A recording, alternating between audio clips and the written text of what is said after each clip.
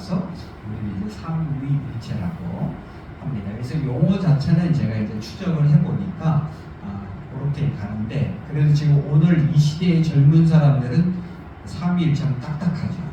그래서 좀 용어 자체가 딱딱해서 어렵다, 뭐 이런 이제 느낌이 오는데요.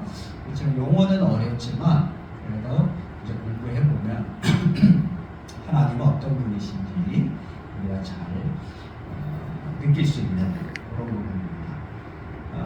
하나 참고로 말씀드리면 삼위일체, 하나님은 삼위일체고 그 하나님에 관한 교리했을 때 이제 삼위일체 론자가 들어가니까 이제 그게 교리, 도그마, doctrine 이렇게 이제 표현합니다. 이제 그런데 이제 교리적으로는 4세기 325년에 교회의 대표들이 모여서 예수님은 하나님이다라고 이제 결정을 한 게 325년이거든요. 그 325년에 1차 총회, 공의회가 있었고 381년에 2차 공의회가 있음으로써 1차, 2차를 계기로 4세기에 예수님은 하나님이신 게 기독론이 확정이 되고, 동시에 이제 하나님에 관해서는 삼위일체 하나님, 성도 하나님, 성자 하나님, 성령 하나님, 이렇게 이제 교리적으로 결정된 것은 4세기입니다. 그래서 어떻게 보면 이제 교리, 하나님은 삼위일체 하나님인데 그걸 이제 결정한 거는 교리다. 이제 도그마죠. 근데 그걸 결정한 건 4세기 325년. 근데 이제 요걸 알고 있는 사람들 중에는 이런 얘기를 하더라고요. 야, 교리는 4세기에 결정됐으니까 성경하고는 상관없는 거 아니냐? 또 초대교회 1세기에 2세기의 초대교회 예배하고는 그 삼일체 론 교리는 4세기니까 상관없는 거 아니냐? 그건 나중에 몇백 년 후에 교리가 된 거니까 이렇게, 그러니까 이 교리가 그렇게 중요하지 않다 이렇게 이제 말씀하시는 분들도 계셔서 제가 그 부분은 이제 설명을 드립니다. 그러면 1세기, 2세기, 3세기에 이제 그 교리를 결정하는 건 교회 전체의 대표들이 모이는 거고, 오늘날로 말하면 총회죠, 총회. 근데 이제 당시 로마 제국에 있는 모든 교회의 대표들이 모이는 총회, 공의회, 카운슬이라고 하는데, 이게 1세기, 2세기, 3세기에 모일 수 있었냐면 못했다는 거죠. 왜냐하면 순교 당할 수 있는 상황이었고 핍박을 받는 상황이었잖아요. 기독교 자체가 어떻게 보면 종교로 인정받지 못하는 시대였지 않습니까? 그러니까 이제 사도행전 15장에 보면 예루살렘 회의라는 게 있어요. 그것도 어떻게 보면 교회 대표들이지만 그거는 이제 교회 초창기 예루살렘과 조금 있는 지역에서 어떤 문제로 인해서 모여서 회의하자 이런 정도의 교회 회의니까, 아직은 이제 로마 제국, 당대 세계라고 하는 로마 제국 전체 교회 대표들이 모이는 회의다 이러기는 어려워요. 아직은 지역 회의죠. 교회 회의에도 지역 회의죠. 그래 이제 4세기 되면 이제 전 지역, 로마 제국 전 지역으로 이제 퍼져 나가기 시작하는데, 그 전까지는 모일 수가 없었습니다. 왜냐하면 313년에 로마 황제가 밀라노 칙령을 통해서 이제 기독교를 공인하기 시작하죠. 313년 밀라노 칙령을 통해서. 그러니까 그 이후에서야 총회라고 하는 게 가능했다는 겁니다. 그 이전엔 모일 수가 없었어요. 모이면 자칫하면 발각되고 순교당하고 핍박당하는 그런 시대였기 때문에 313년 이후에서야. 그래서 이제 1차 325년에 니케아, 터키 니케아 지역에서 이제 모여서 제1차 니케아 공의회가 열리기 시작한 거죠. 그러니까 교리로 4세기니까 교리는 중요하지 않다 이렇게 얘기하기는 이 역사적인 상황을 고려하면, 그 전에는 믿는 내용이 있었지만 그걸 교회 대표들 모여서 공식화하지는 않았을 뿐 믿는 내용이 있었다. 그런 거를 이제 참고하시면 될 것 같고요. 그 다음에 이제 4세기에 모여도 갑자기 하늘에서 떨어진 것을 결정하지 않지 않습니까? 총회라고 하는 것이 교단 총회가 모이면 그동안 논란이 되거나 고민하거나 기도하면서 묵상하면서 고민했던 내용을 안건으로 올려서 한 거지 갑자기 모여가지고 야 3일째 이렇게 결정하진 않습니다. 그러니까 이제 그런 걸 고려했을 때는 이제 그동안 4세기에 교회 회의가 처음 모여도 1세기, 2세기, 3세기에 믿어왔던 내용들이 바탕이 돼서 결정이 되는 거지. 이렇게 생각하면 우리가 4세기니까 3일체로는 우리 필요 없어 이 얘기보다는 1세기의 교회가 모여서 예수님이 누구신지를 결정했고 또 3일체론이 결정이 됐다면 그럼 1세기, 2세기, 3세기에 어떻게 믿었기 때문에 4세기의 첫 교회 회의를 통해서 이런 걸 결정했느냐 요 연관성을 보는 게 더 중요한 포인트다라고 생각이 들고요. 그런 점에서 보면 그 이전에 성경의 내용이라든지 신앙 고백이라든지 예배나 찬양, 기도 이런 내용들이 4세기 이후 교회 공의회에서 결정할 때 굉장히 중요한 바탕이 됐다라고 하는 거죠. 자, 하나 참고로 말씀드리면 이제 사도신경 또 사도신조라고 하죠. 우리가 잘 암송하고 또 예배 때마다 외우잖아요. 이 전능하사 천지를 만드신 하나님 아버지.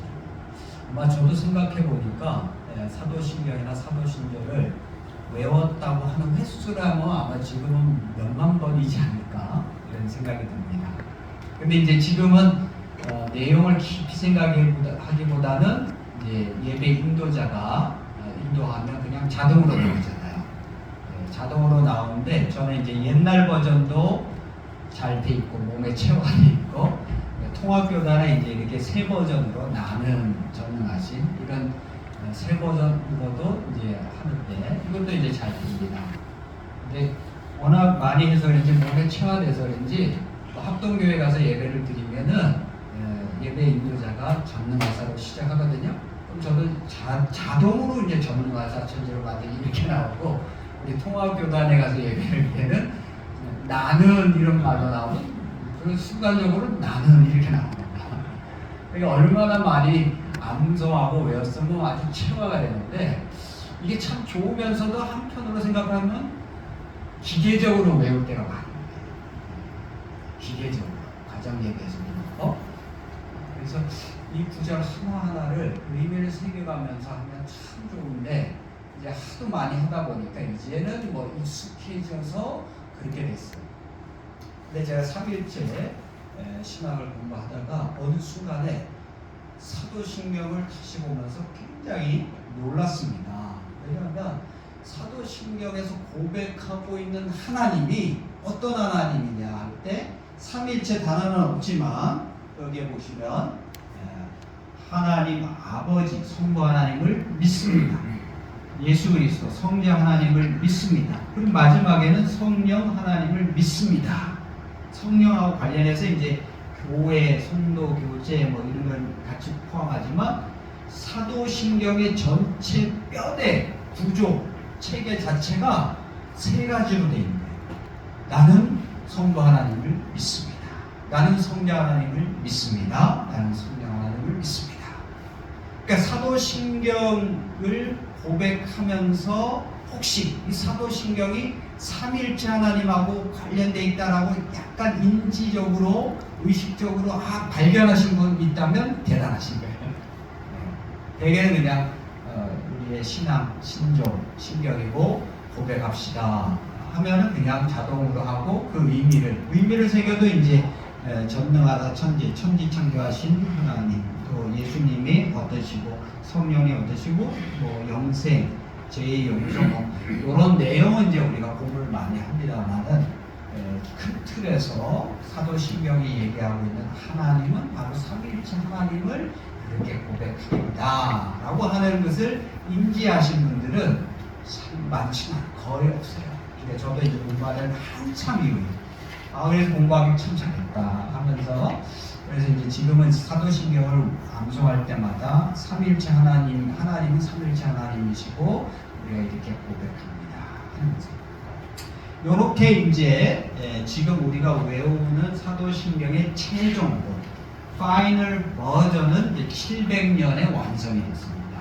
8세기, 7세기 말에 8세기죠. 근데 이게 갑자기 7세기 말 8세기 하늘에서 뚝 떨어져서 어떤 문서가 떨어져서 야 이제부터 이렇게 암송하자 이게 된 게 아니고요. 이 문서를 추적해보면 1세기부터 초대교인들이 모여서 하나님은 어떤 분이시다 고백했던 내용의 조각들이 모여지고 합쳐지면서 이게 이제 최종적으로 완성된 게 700년이에요. 그러니까 8세기 문서를 우리가 고백하지만 뿌리 자체는 1세기부터 시작된 거다 하는 거죠. 그러니까 이미 이제 이런 거 안에 삼일체 단어는 없어도 삼일체 하나님에 관한 삼일체적인 내용이 담겨져 있음을 사도신경을 통해서 확인할 수 있습니다. 더 이전의 문서를 보면 이거 교회에서 많이 부르는 찬송이잖아요. 송영이라고 해가지고 찬송가 3장, 4장, 7장의 가사는 같습니다. 근데 이제 요게 콩나물 음표는 이제 요 3장의 경우는 1844년 마인네케가 작곡을 했고요. 요거 4장은 1851년에 다른 사람이 작곡했고, 이렇게 이제 곡 자체는 음악 자체는 작곡가가 나중에 19세기에 20세기에 다 곡을.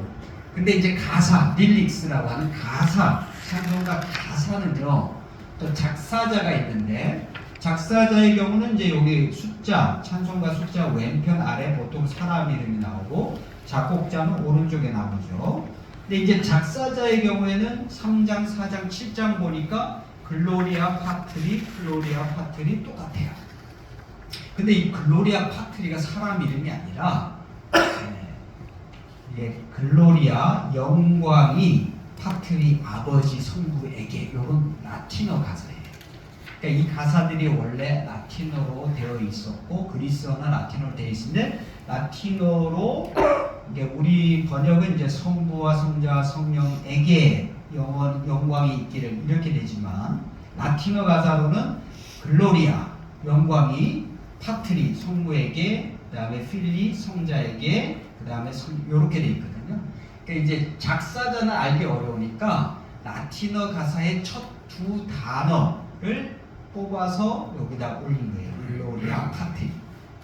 그런 사람 이름이 아니고 가사의 첫 두 단어를 뺀 거죠. 근데 그거보다 더 놀라운 거는 그 아래 보면 이게 트러디셔널, 전통적으로 불러왔던 찬송인데, 트러디셔널 언제부터냐면요 2세기 세컨드 센츄리라고 되어 있죠. 이것도 교회에서 성가대 하신 분들은 더더욱 우리 예배 때마다 송영 얼마나 많이 불러왔습니까? 근데 이 찬송의 가사가 2000년 전에 2세기니까 100년 되죠. 100년, 102년, 110년, 120년 2세기부터 시작됐다는 것을 잘 주목하지 않습니다. 그러니까 2000년 전에 초대교회 핍박과 순교의 상황에서, 그래서 때로는 카타콤이라고 하는 지하 묘지 무덤에 들어가가지고 몰래 숨어 들어가서 예배 드릴 때 초대교회 교인들이 하나님을 예배하면서 찬양했던 가사가 지금 남아 있는 거예요. 그게 2000년 전 가사죠. 그러니까 엄청난 곡이죠, 가사죠. 근데 그때 불렀던 찬송가 가사에 보시면 성부와 성자 성령에게 영광이 영원히 있기를, 태초부터 영원 무궁토록 성삼위께 영광. 그래서 이제 이걸 영광송이라 하고, 영광이란 말을 또 다른 표로 하면 이제 송영이라고 하는 겁니다. 근데 여기는 삼위일체라는 단어, 삼위일체 이 단어, 트리니티 단어는 없어요. 그렇지만 뭐가 있냐면 하나님에 관한 하나님 삼위일체적 이해가 있습니다. 그게 뭐냐면 영광이 있기를, 영광을 받으실 만한 분은 누구죠? 사람이 아니죠. 인간 아닙니다. 오직 하나님만이 영광을 받으실 수 있는데, 영광이 있기를, 즉 영광을 받으시는 그 분의 자리에 성부, 성자, 성령, 아버지, 아들, 성령에게 영광이 있기를 이러잖아요. 그러니까 이세기잖아요. 이세기. 아까 삼일체 교리라고 하는 것은 4세기 325년 이후라고 한다면 교리보다도 훨씬 이전 200~300년 전에 교회에서 예배드리는 그 찬양의 가사에 삼일체 단어는 아직 없었지만 하나님을 성부 하나님, 성자 하나님, 성령 하나님을 이해하고 있었다라고 하는 흔적이 여기에 담겨져 있는 거죠. 그러니까 이제 요즘은 삼일체를 꼭 논리적으로 증명하기보다는 1세기의 기도의 문서 또는 1세기의 찬양의 가사 또 1세기의 세례와 성만찬의 그런 흔적의 자료들을 보면서 초대교회 교인들이 하나님을 이해할 때 삼위일체 하나님으로 이해를 하면서 교리적으로는 명시적으로는 아니어도 하나님을 이해할 때 그렇게 이해하고 있었다는 것을 이제 알 수가 있습니다. 저는 공부하면서 이제 나중에 발견해 보니까 대단합니다. 자, 그게 이제 삼일체. 그러니까 혹시라도 삼일체를 얘기할 때 좀 어렵게 여러분들이 느끼고 계시다면 예전에는 그랬어요. 우리 한국교회에서도 삼일체를 뭐죠? 이렇게 질문하면 무조건 이제 논리적으로 어떻게 설명하고 증명하려고 하냐 하다 보니까 서로 어려운 거야. 그리고 그러다 보니까 이제 포기하게 되고 말 안 하게 되고 그래서 이제 목사님들 사이에 우스갯소리로 성령강림절 주일 교회력에 따라 성령강림절 주일 다음 주일이 삼일체 주일인데 어떤 목사님은 나는 설교 교회력에 따라 설교한다고 했지만 성령강림절 주일은 성령에 대해서 설교를 많이 한다고 해요. 근데 그 다음 주일 삼일체 주일은 삼일체에 대해서 설명하기 참 어려우니까 증명하거나 이러려니까 어렵잖아요. 그러니까 삼일체 주일은 그냥 강단에 올라가서 침묵만 하고 묵상만 하고 아무 설교 안 하고 내려온다. 왜 괜히 잘못 말할까봐 그런 이제 우스갯소리도 있습니다. 그러나 이제 오늘날에는 삼일체 신학이 발전하면서 하나님에 대해서 얘기할 때 물론 논리적으로도 설명을 할 수가 있거든요. 근데 이제 그거보다 초대교회의 예배 정통, 성경 안에 담겨진 하나님의 모습 자체가 삼일체 하나님이다 라고 하는 것을 이제 많이 부각을 시키고 있어서 오히려 더 이해하기 더 좋습니다. 그 다음에 이제 또 하나는 오늘날 현대인들에게 있는 경험, 삶의 경험이고 신앙의 경험인데요. 이 신앙의 경험 가운데 고난과 고통에 대한 경험이 참 많이 있습니다. 사실 이제 교회 안에서 목회하시거나 또는 같이 성도들을 위해서 기도하시다 보면 개인적인 고난이든 또는 공동체의 고난이든 가정이든 회사든 고난과 고통이 참 많이 있지 않습니까? 이 고난의 고통의 경험 속에서 하나님을 발견했을 때 이 하나님이 삼일체 하나님이 온다. 이게 이제 현대 신학이 얘기해주는 굉장히 좋은 점 중에 하나입니다.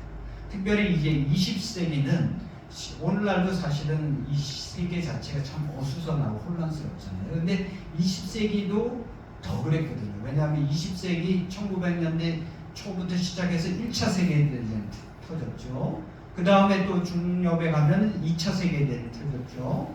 그 어간에 또 유대인 대학살, 600만 명 이상의 유대인들이 그냥 죽이는 홀로코스트, 유대인 대학살, 참 끔찍한 일들이 일어났고 우리 한국은 이제 6.25 전쟁, 코리안 워라고 하는 한국 전쟁이 일어났고 그러니까 전 세계적으로 20세기도 굉장히 어려운 시대였습니다. 그럴 때 이 엘리 위젤이라는 사람이 나이트라는 자전적 소설 1958년도에 나온 한국말로 번역이 되어 있습니다. 이 소설에 사실은 단편 소설이 얇거든요. 그냥 읽어보면 밋밋한데 삼일체 신학을 공부하고 요청을 보니까 굉장히 중요한 통찰이 담겨 있습니다.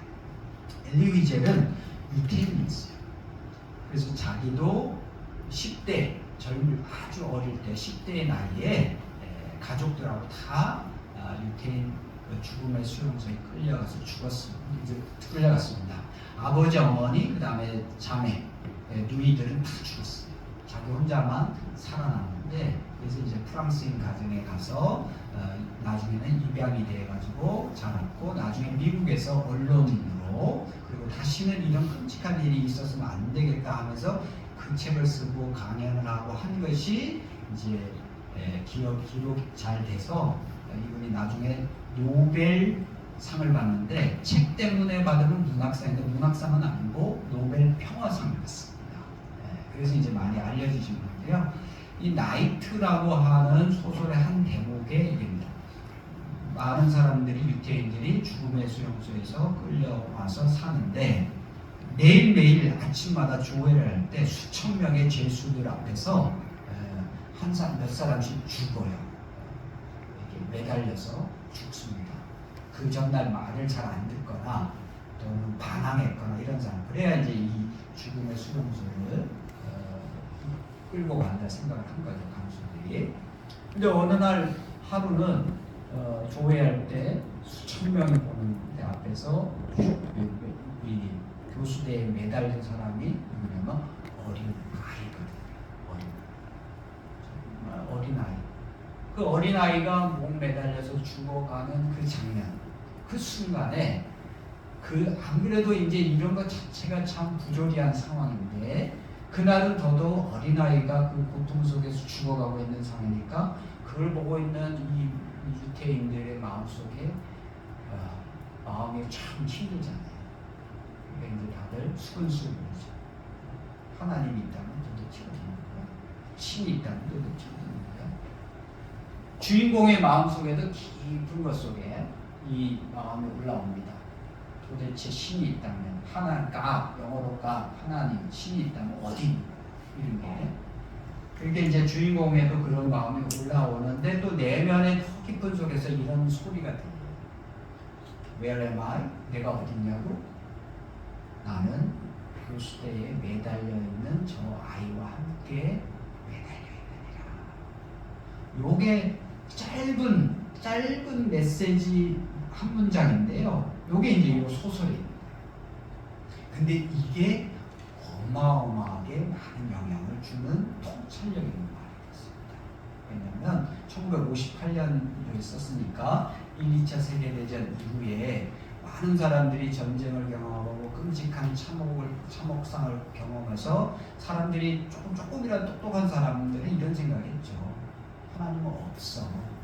하나님이 있다면 어떻게 이런 끔찍하고 부조리한 일들이 일어나지? 하나님 없어. 그러니까 조금만 똑똑하면, 스마트하면 사실 신은 있다라고 말하기 어려운 시대죠. 하나님 없어. 이런 시대에 이 사람, 고난을 직접 경험했던 그 사람은 어떤 메시지를 던지냐면 하나님은 있어 예요. 근데 있는데 어디 있냐? 저 교수대에 매달려 있느니라. 이 말은 뭐냐면 고난당하는 자와 함께 고난을 당하고 계시잖아. 이 메시지거든요. 그러니까 하나님은 있어. 구실론이 아니라 유실론인데, 유실론의 입장이면서도 어떤 입장이냐면 고난당한 자와 함께 있잖아. 이 메시지를, 이분은 기독교 신학자는 아니에요. 유태인이에요. 그렇지만 이런 좋은 통찰력을 던져줬고요. 요거를 이제 갖고 와가지고, 요 통찰을 갖고 와서 기독교 신학자로서 좋은 얘기를 한 사람이 바로 위르겔 몰트만 독일 신학자입니다. 독일이라서 좀 나빠 보일 수 있지만, 이분도 이제 어릴 때 10대에 독일 군인으로 여러 징집이 돼서 갔어요. 할 수 없었겠죠. 본인의 선택이 아니라. 그렇지만 이제 나중에 신학을 하고, 전쟁이 끝나고 신학을 하고, 이렇게 이제 좋은 책을 냈는데요. 십자가에 달리신 하나님이라는 책입니다. 72년.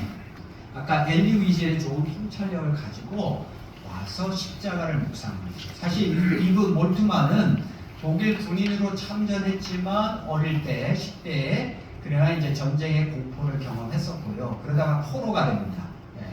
영국에 포로가 돼서 잡혀갔는데, 참 특이하게 영국의 벨기에하고 영국 포로 수용소에 갔는데, 이 영국이라는 나라 참 기독교 나라서 그런지 포로 수용소에 크리스찬들, YMC 크리스찬들이 와가지고 전도를 하고요, 성경을 나눠주고, 또 심지어는 자기 집에 데려가서 식사도 대접해주고, 아니 전쟁 중에 포로들한테 이런 일이 일어나는 거예요. 그때 이제 몰트만이라는 이 그때 청년이 이렇게 이제 크리스찬들의 모습을 보고 마음이 바뀌고, 그 다음에 이제 수용소에서 성경을 받아서 읽으니까 시편의 고난의 시, 탄식의 시, 그리고 이제 복음서의 예수님의 십자가 사건, 이걸 사실 묵상하기 시작했고, 그 다음에 거기다가 이제 그래서 이제 나중에 전쟁이 끝나고 신학을 하게 되고요. 나중에 이제 엘리 위즈의 책을 통해서 영향을 받고 이런 소리인데, 십자가에 달리신 하나님이라는 책이 뭐냐면 하나님은 계신다. 어디에 계시냐? 십자가에 계신다. 이런 뜻이죠. 근데 요거 자체가 하나님은 고난을 당하실 수 있는 분이다. 요거예요. 근데 이제 요 책에 대해서는 이제 어떤 분들은 아니 예수님이 십자가에 달리는데 근데 제목 자체가 하나님이 십자가에 달렸다 하니까 성부 하나님도 그럼 십자가에 달렸다는 뜻이냐? 성부 하나님 십자가에 달려서 고난을 받으면 이게 성부 순환설인데 이건 고대교회에서는 미담이거든요. 근데 이제 이 책을 안 읽어보신 분은 그렇게 비판도 합니다. 근데 저는 이제 읽어봤잖아요. 이 책을 읽어보니까 이 책을 아무리 읽어봐도 성부 하나님이 십자가에 달렸다 이런 문장은 전혀 없어요. 어떤 뜻이냐면 예수님이 십자가에 달리셨는데 예수님은 성자 하나님이잖아요. 근데 예수님이 성자 하나님이 십자가에 달리시니까 아들이 고난과 고통을 받으시니까 그때 이제 우리가 생각지 못했던 묵상의 구절이 내용이 뭐냐면 몰트만은 그러면 아들이 십자가에 달려 죽으실 때 성부 하나님은 뭐 하고 계십니까? 우리는 거의 생각 안 하잖아요. 생각해도 어차피 예수 너가 가야 할 사명이니까 keep going, 잘 매달려 주고 뭐 이런 식의 좀 뭔가 생각을 했을 수는 있어요. 우리는 그래 잘 생각을 안 하죠. 사순절 이제 오늘부터 사순절이 시작이 되는데 예수님만 생각 많이 하잖아요. 근데 몰트만은 십자가에 달리신 분은 분명히 성부는 아니고 성령도 아니고 성자 하나님 예수 그리스도이시지만 그 순간에 십자가에 달리는 순간에 성부 하나님은 아버지로서 또는 부모로서 그 마음이 얼마나 아프겠느냐. 이건 이제 우리 결혼하셔서 자녀를 양육하신 분들은 뭐 당연히 그죠. 저도 지금 조금 느끼는데 아이가 아플 때 아이는 피지컬리 아프지만 부모는 피지컬리 아픈 것 이상의 마음으로 심리적으로 더 아프다. 그게 이제 저희 부모로서 조금은 느끼는 마음인데요. 그러니까 성자는 십자가에 달려서 고통을 당하지만 성부가 고통을 당하는 건 아니에요. 그렇지만 성자의 고통을 공감, 얼마나 함께 아파하면 느끼는 거죠.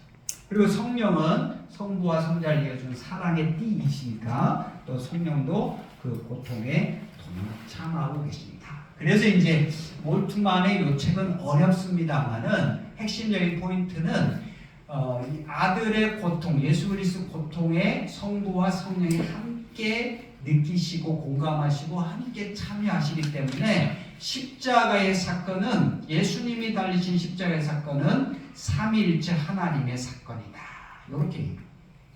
이렇게 공부하고 나니까 이제 오늘 참회 수요일부터 시작해서 이제 사순절이 시작되잖아요. 저는 사순절 예수님을 묵상할 때 예수님 십자가에 달리신 예수님만 생각지는 않고 성부 하나님도 얼마나 아파하실까, 또 성령 하나님은 얼마나 또 이 고통에 참여하실까, 이렇게 삼일체적으로 좀 묵상하는 이게 이제 이렇게 되는데 좀 더 풍성한 것 같긴 합니다.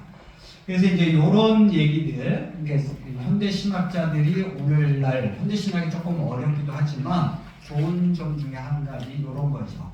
이 전 세계의 고통 가운데 계신 하나님은 안 계신 게 아니라 없는 게 아니라 계시는데 고통의 현장 가운데 고난 당한 자와 함께 고난을 당하시는 그런 하나님이시다라고 하는 것을 이제 오늘 현대 삼일체 신학이 더 잘 얘기해 줍니다. 그 다음에 이제 이런 내용을 가지고 소설 쓴 게 이제 윌리엄 폴령의 사람의 오두막이라는 소설을 썼고요. 이게 영화로 나와가지고 더 시작인데 한글로 어마어마하게 많이 팔려서 이게 초창기 나온 첫 버전인데 이 오른쪽은 100세 기념판이에요. 100세, 100번 찍었다는 거죠. 저 신학교 교재는 1세도 팔리기 쉽지가 않은데 저 책은 100세에 대해서 한국에서도 베스트셀러 중에 초대형 베스트가 됐습니다. 영화로 나와서 예전엔 제가 넷플릭스에 오두막 한글로 치면은 나왔는데 요즘은 제가 다시 확인해 보니까 이제는 본 사람이 없는지 안 뜨더라고요. 근데 이제 오두막이라는 거는 이제 소설이고 영화죠. 근데 이제 이 주제가 뭐냐면 이 맥켄지라고는 아버지가 아이들 3명을 데리고 산에 캠핑을 갔는데 아이들이 호수에서 놀다가 큰 두 애가 놀다가 배가 뒤집어서 거기 가서 겨우 살려놨는데 여기 있던 꼬맹이가 없어진 거예요. 실종 신고도 하고 나중에 보니까 유괴 납치되고 살해돼서 이 오두막 여기에 묻힌 거예요. 그러니까 이제 아버지로서 얼마나 큰 고통이겠습니까? 내가 아이를 지키지 못했다는 죄책감부터 시작해서 그러니까 하나님에 대한 원망과 불평이 참 많죠. 근데 오늘 소설이고 영화니까 오늘 편지가 왔습니다. 오두막에서 보자. 범인인 줄 알고 총을 갖고 갔지만 막상 가보니까 범인이 아니라 이렇게 이제 소설이고 영화니까 하나님 캐릭터, 그다음에 성자 예수 캐릭터, 성령 캐릭터 이렇게 삼일체를 형상화하다 보니까 삼신처럼 됐지만 이제 그 책 내용에는 우리는 하나다 이런 내용이 있기 때문에 삼신론이라고는 하긴 좀 어렵습니다. 그래서 이제 맥켄지라는 주인공이 가서 하나님한테 막 따지는 거죠. 아니 우리 딸이 이렇게 되는데 도대체 뭐 했냐고 막 고통, 분노 뭐 이러잖아요. 그럴 때 이제 야 우리 옆에 좋은 정원이 있는데 정원에 가보자. 가서 뭐 마음을 좀 누구들고 오자 해서 갔어요. 정원에 가서 에덴 동산 같은 정원에 가서 이제 요 대목에서 이제 성령이 보여줍니다. 여기 있는 식물, 꽃, 나무들이 어떻게 해서 이렇게 잘 자라는지 아느냐? 내가 물을 주겠다. 그러면서 근데 이 물은 하면서 요거에 손에 든 물병 있죠? 요거를 보여주면서 이 물은 무슨 물인지 아느냐? 이 세상에서 모든 사람들이 흘리는 눈물이다. 눈물이다. 그 얘기는 눈물의 양이 많다는 뜻보다는 하나님은 성부, 성자, 성령 삼위일체 하나님은 이 세상에 맥켄지 너의 고난과 고통 속에 흘리는 눈물, 이 세상의 모든 눈물들을 우리가 보고 있어, 알고 있어. 이 메시지죠.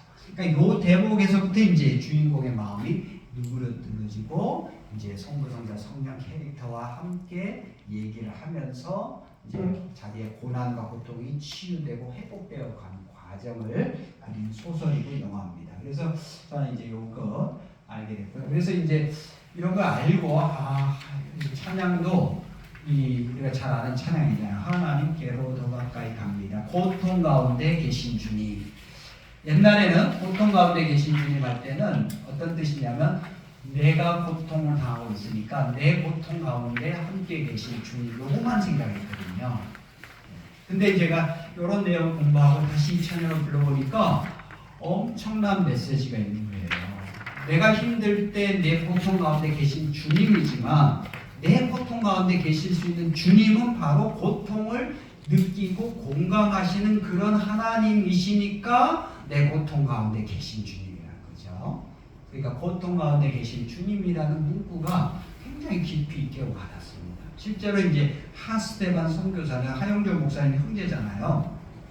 독일에서 비행기 타고 올 때 아까 그 윌리엄 몰트만의 책을 신문 기사망을 보고 그걸 읽고 묵상하면서 이 찬양 가사를 작사했다고 합니다. 그런 점에서 이제 신학이 또 이렇게 찬양 속에 들어가 있구나 하는 걸 느끼게 됩니다. 제가 이제 지금 말씀드리고 싶은 것은 이제 긍휼이라고 하는 거, 공감이라는 말이 영어로는 compassion이고요. 함께 느끼다. 이런 뜻이죠. 함께 느끼다. 이 패션이란 말은 그리스어 파토스에서 나왔고 파토스에서 이제 파티 패션. 영어로 이제 패션이 이제 고난, 고통이라는 뜻이고 이게 영어로는 suffering이라는 단어 같습니다. 그래서 이제 공감, 심퍼시나 긍휼, 컴패션 같은 얘기죠. 함께 느끼다, 함께 당하다. 하나님은 고난과 고통을 함께 느끼실 수 있는 긍휼의 하나님이다.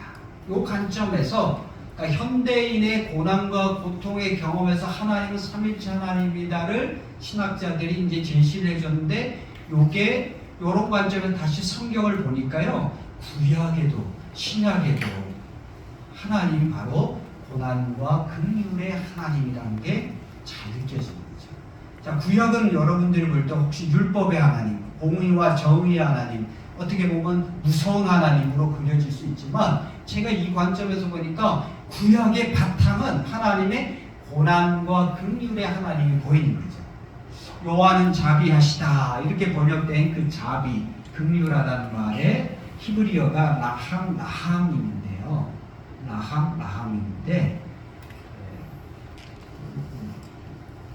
여기에 보면 이사야 49장 오늘 말씀에 보면 하나님은 그의 고난당한 자를 긍휼히 여기실 것이다. 요 표현 아시죠? 하나님은 고난당한 자를 긍휼히 여기시는 하나님. 여기 이제 긍휼히 여기다 할 때 긍휼히 여기다 하는 말이 라하밈이라는 단어가 들어가 있습니다. 네, 자기 태에서 난 아들을 긍휼히 여기지 않겠느냐. 구약의 밑바탕에는 긍휼히 여기시는 하나님, 컴패션의 하나님.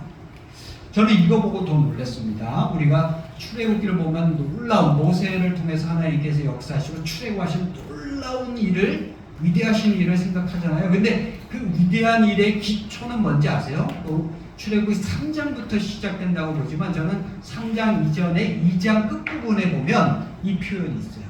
2장, 출애굽기 2장 끝부분에 보면 하나님이 이스라엘 노예들의 고난과 고통 소리를 들으시고, 이게 굉장히 그 고통 소리를 들으시고 언약을 기억하시고 돌보시고 기억하셔서 이제 출애굽기 3장의 위대한 역사가 시작되는 거죠. 하나님 위대하신 하나님이지만 그 밑바탕의 기초는 바로 고통 소리를 들으실 수 있는, 공감하시는 긍휼의 하나님입니다. 신약에도 예수님의 모습이 참 위대한 모습이 많고 십자가에 달려 죽으셨지만 그 십자가에 달려 죽음 이전에 지상에서의 공생의 사역 자체가 바로 컴패션의 하나님이죠. 무리를 보시고, 예전 번역은 민망히 여기시고 요즘 번역은 이제 불쌍히 여기다라는 걸 영어 성경으로 보니까 컴패션이라는 단어를 씁니다. 예수님께서 백성들을 보시고 우리들을 보시고 긍휼의 마음을 가지셔서, 그래서 오병이어의 기적들을 일으키고요, 환자도 치유하시고 이러신 거죠. 다 이 컴패션의 예수님의 모습이죠.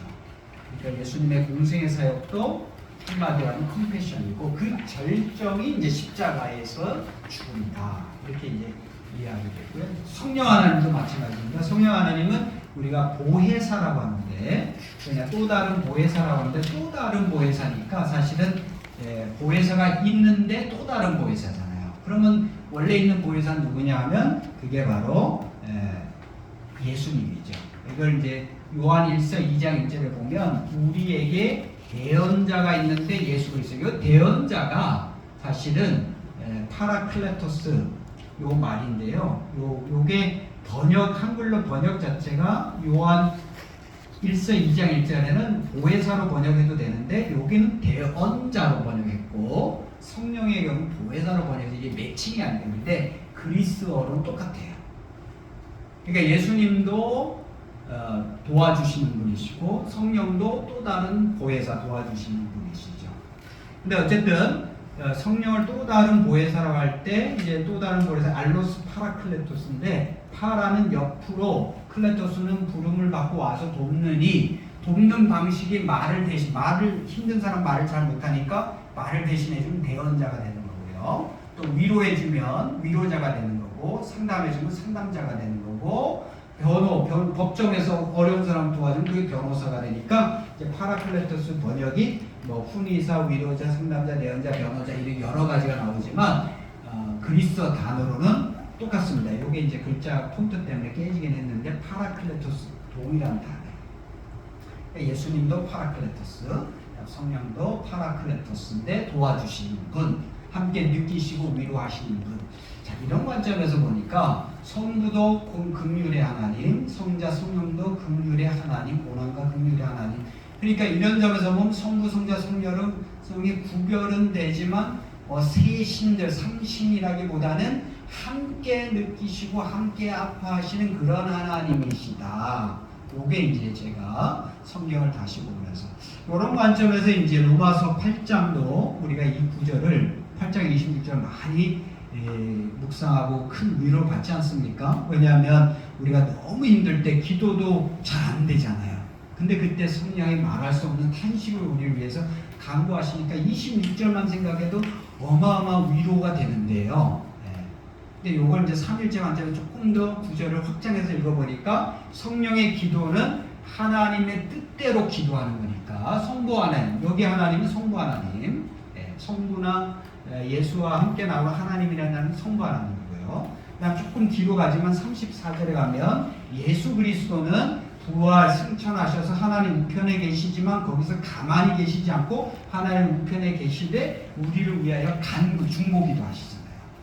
이렇게 보면 이제 로마서 8장 26절 이 전체적으로 보면 성령의 기도는 성령만의 기도가 아니라 성부 하나님 뜻대로 또 성자 하나님의 간구기 다 함께해서 성부, 성자, 성령이 우리 성도를 위해서 함께 기도하시는 삼위일체적 기도니까 성령의 기도를 통해서도 우리가 엄청난 위로를 받지만 성부, 성자, 성령 삼겹줄의 기도를 통해서 삼위일체적 삼겹줄 기도를 통해서 우리가 기도가 되고 있다 하면 얼마나 더 큰 위로와 힘이 되겠습니까? 이렇게 보니까 이게 이 구절도 저는 더 풍성하게 와닿습니다. 그래서 이제 오늘 이 시간에 이제 도입으로 마무리하겠는데요. 삼일체 하나님을 이제 얘기할 때는 그동안 참 어렵게 얘기하다 보니까 더 이상 얘기하지 마.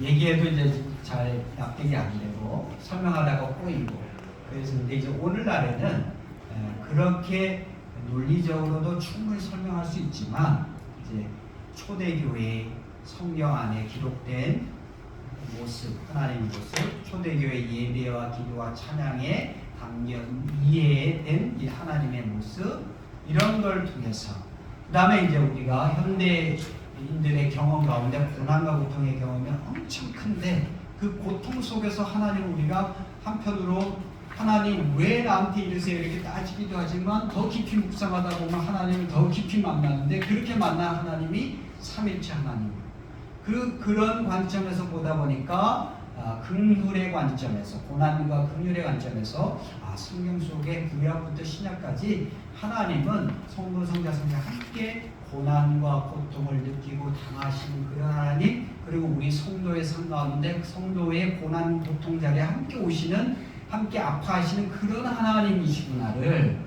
오늘날 더 부각시켜주고 있습니다. 그런 관점을 이제 조금 제너럴라이제이션 하면 구약에서의 성부 하나님 또는 하나님, 신약의 예수님, 또 초대교회에서 성령 하나님을 우리가 믿고 예배하고 경험했는데 이 하나님 성부, 성자, 성령이 같이 느끼시잖아요.